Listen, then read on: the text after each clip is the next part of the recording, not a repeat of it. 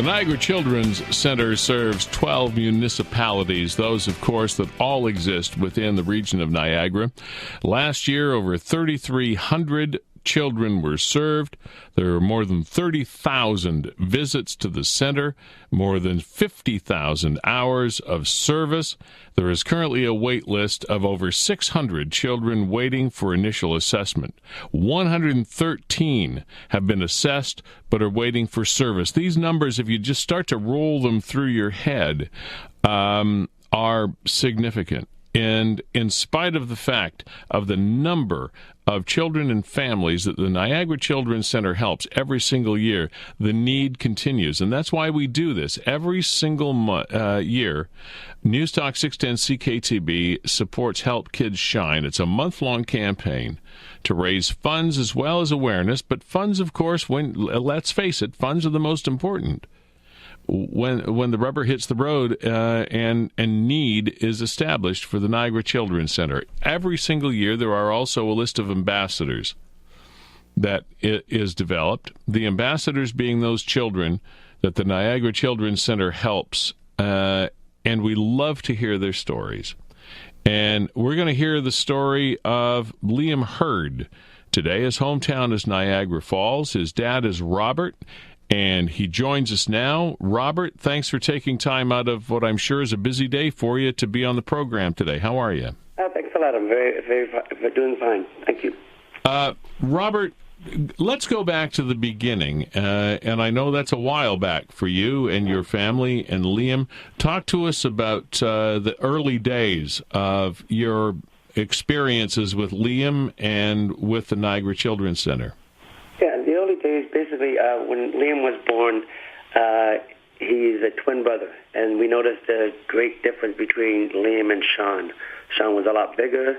Sean was a lot more mobile. Sean did a lot more crying than Liam. Liam was very quiet little baby.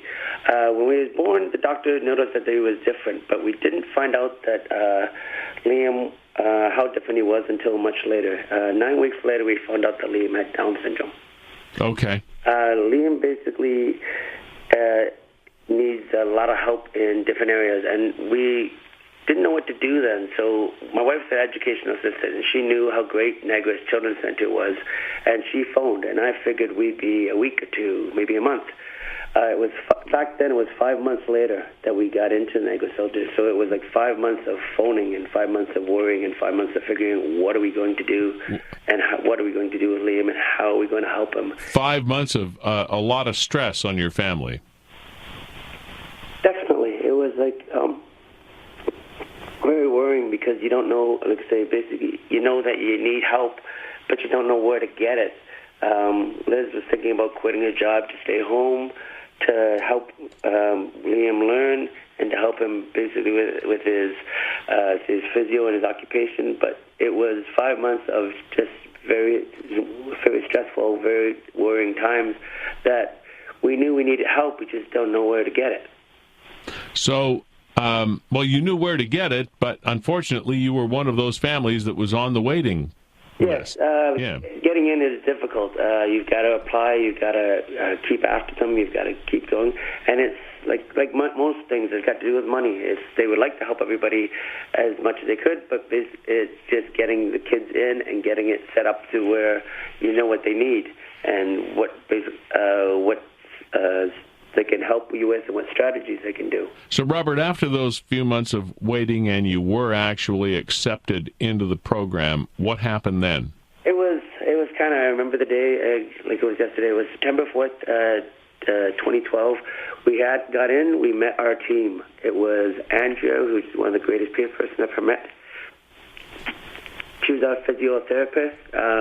Pam, our occupational therapist, and Rebecca, our speech therapist, and we had Deb, who was our social worker. And they sat down, and this is what we're going to do. We have a plan now for Liam. We have things that we can do. We have things that we can learn, and we have ways that we can help him. When I like that word, plan.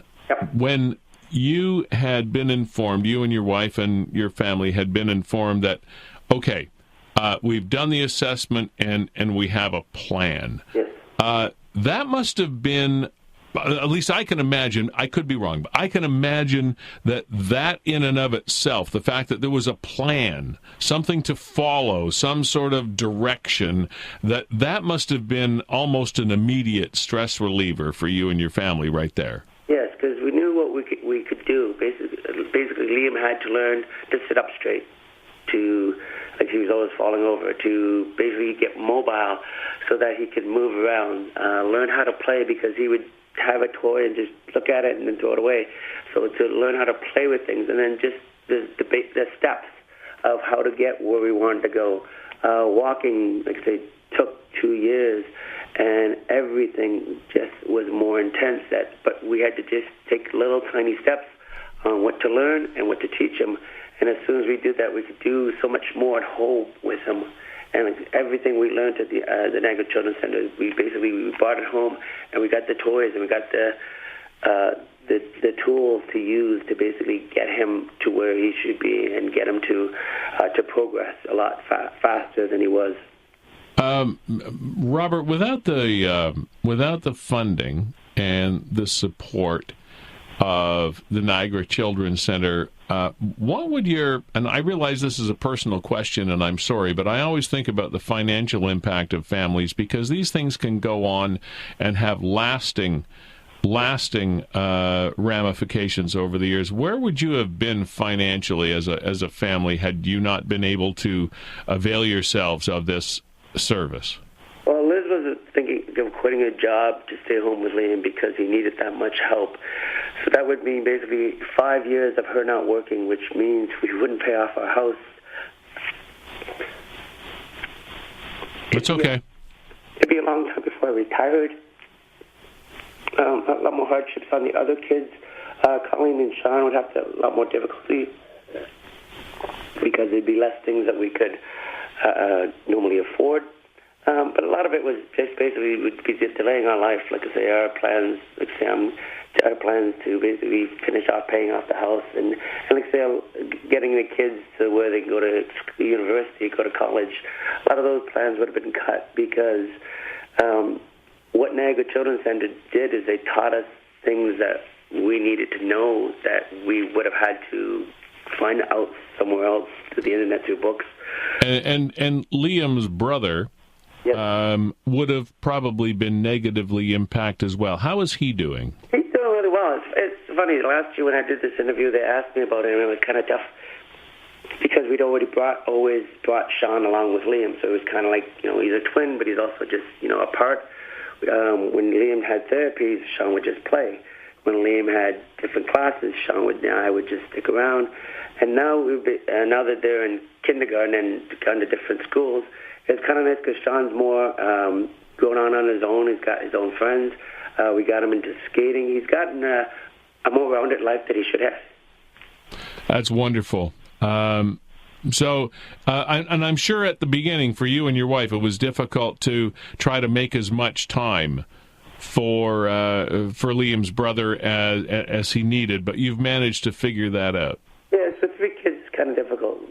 Liam takes up a lot of time because he has so many more appointments. Sure. There's just so much more we do at home with him that just figuring out time for Colleen and Sean kind of just got pushed away. But as we got better, we've found more time to do stuff with the 3 of them, stuff on their own. We've gotten better as a family. We, of course, are raising awareness just by this conversation, but one of the obvious benefits that we're hoping to achieve out of this month is to raise funds for things that are not government supported or not funded already. We're trying to raise money for things that are needed so that we can help people like Liam and your family. In the minute that we have left to us, Robert, if there is one message that you have for the people that are listening to this conversation right now, what would that be? Well, it's so important to donate to the Children's Center because it is all about numbers. Liam has been there for 5.5 years. He went to junior kindergarten. He went to senior kindergarten. But unfortunately, there's too many kids that need the Niagara Children's Center school. And unfortunately, Liam has to leave in June. He has to leave basically because of the funding. There's not enough funding for the numbers that they have. If there is more funding, if there's more donations, there'd be more kids that could go to the Children's Center, the Children's Center and the school. Liam has to leave in June and go join his brother in September, which I think he'll do fine, but it's sad that it's a money thing. If the school is phenomenal. They do really well. It's a class of 10, great teachers, great education assistants. But because they don't have the money, Liam gets moved out, which is sad. Well, okay. Robert, thank you for once again telling us your story. HelpKidsShine.ca. Yes, these people do phenomenal work, and it's tough work, and they're very caring and very loving. And the more funds we have, the more donations we have, the more help they can do. Give our love to Liam. Hopefully we'll talk again. Robert, thanks for being here today. Thank you very much. HelpKidsShine.ca, the place to go. Nothing more needs to be said. We'll be back after the news.